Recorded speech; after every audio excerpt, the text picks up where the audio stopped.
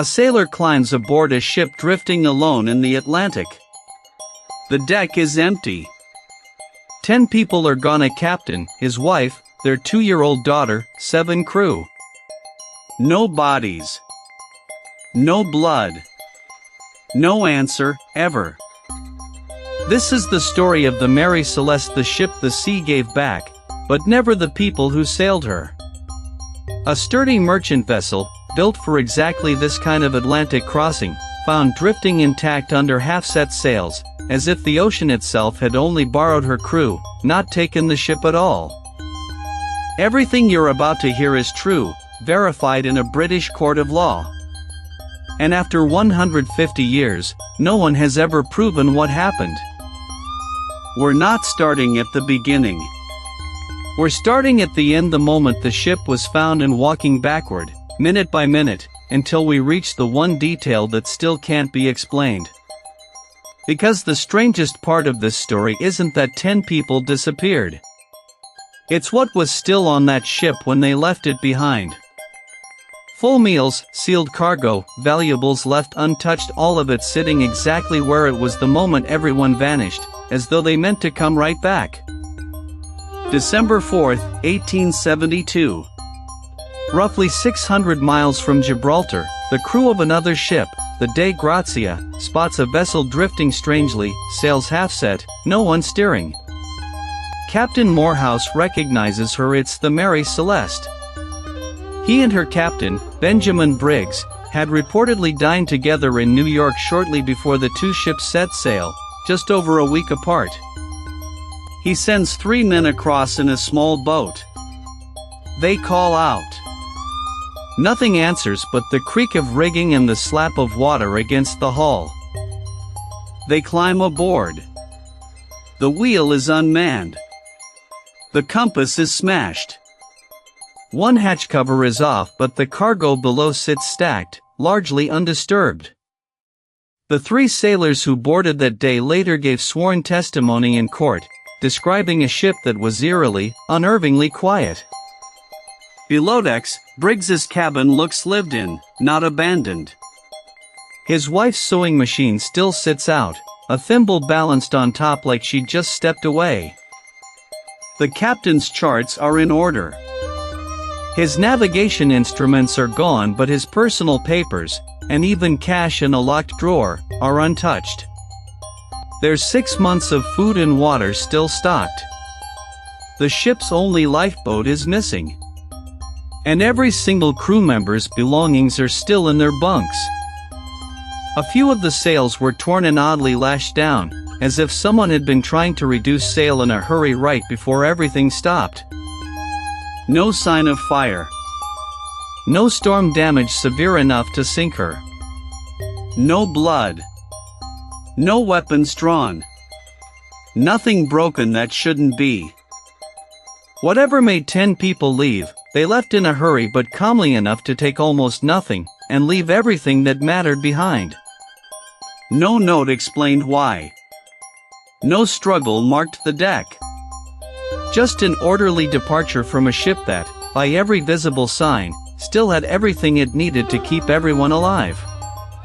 The salvage crew sails the Mary Celeste to Gibraltar themselves. What waits there is a court case that will pick apart every board of the ship and still find no answer. To understand what happened, investigators go straight to the ship's logbook, the last written record of 10 people who were, at that point, still alive. The final full entry is dated November 24th. A rough position is chalked on a slate the next morning, November 25th. After that, nothing.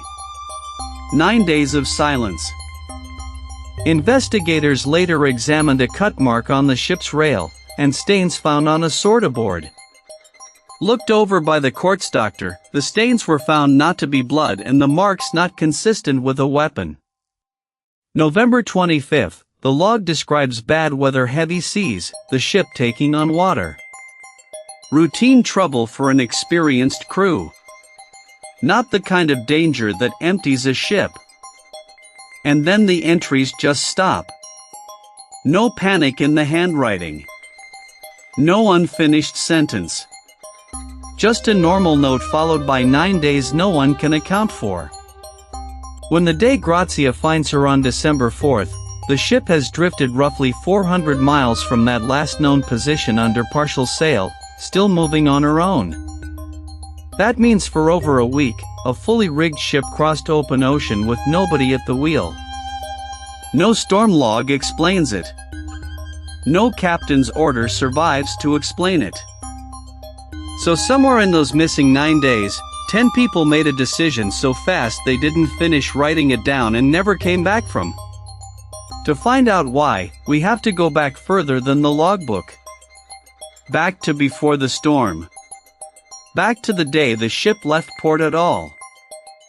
November 7, 1872. New York Harbor. Captain Benjamin Briggs walks his ship out to sea with a crew of 7 and 2 passengers he didn't have to bring. His wife, Sarah, and their daughter, Sophia, 2 years old. Briggs had made this same Atlantic run dozens of times without them. The plan was simple. Sail to Genoa, Italy, deliver the cargo, come home. A short, familiar route for a captain who knew the Atlantic well. The Mary Celeste had a rough history. Earlier owners saw wrecks and mishaps. But she'd just been rebuilt and enlarged, freshly inspected, and considered sound. By 1872, this should have been routine. For the first 2 weeks, nothing unusual. Fair winds. Steady progress. The kind of voyage a captain barely bothers to write home about. Then, around the Azores, the weather turned. Rough seas. The kind of storm every Atlantic captain has ridden out before, again and again, without losing a single soul. This is the storm mentioned in that final log entry. Ordinary trouble. Not the kind that should have ended in 10 people gone without a trace.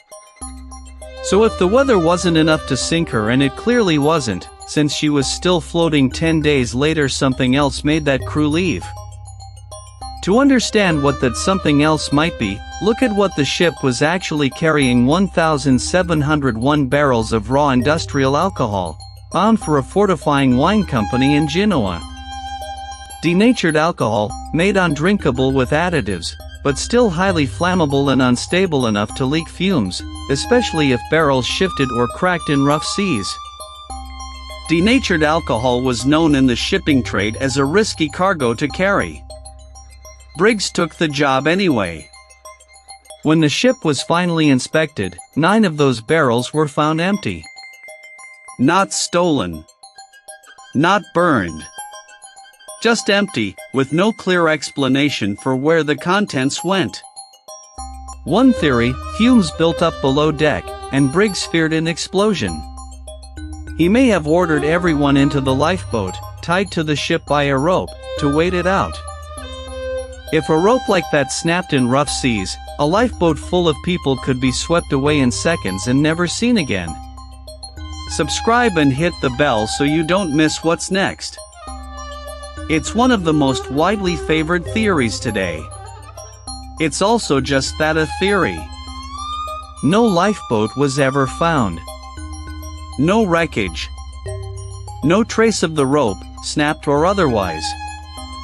To understand why a careful, experienced captain might have made that gamble, you have to understand who Benjamin Briggs actually was and why he brought his family at all. Briggs came from a family of sea captains. His father, his brothers, nearly all of them made their living on the Atlantic. The sea wasn't a risk to him. It was the family business. He was known as careful, sober, deeply religious. Not a gambler. Not reckless. The kind of captain other captains trusted their own cargo with.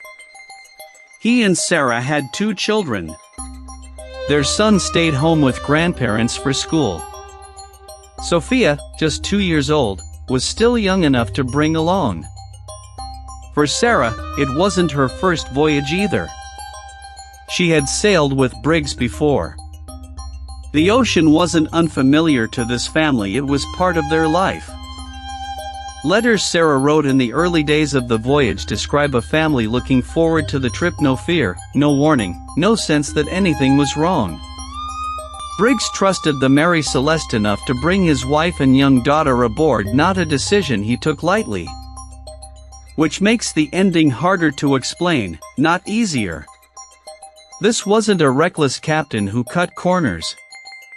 This was a careful man who still lost everyone, including his own child. And that's the part that keeps this story alive 150 years later. Not just that people vanished, but that the man in charge was the last person anyone expected to lose control. So if it wasn't recklessness, and the weather wasn't severe enough to sink the ship, what actually happened in those 9 missing days?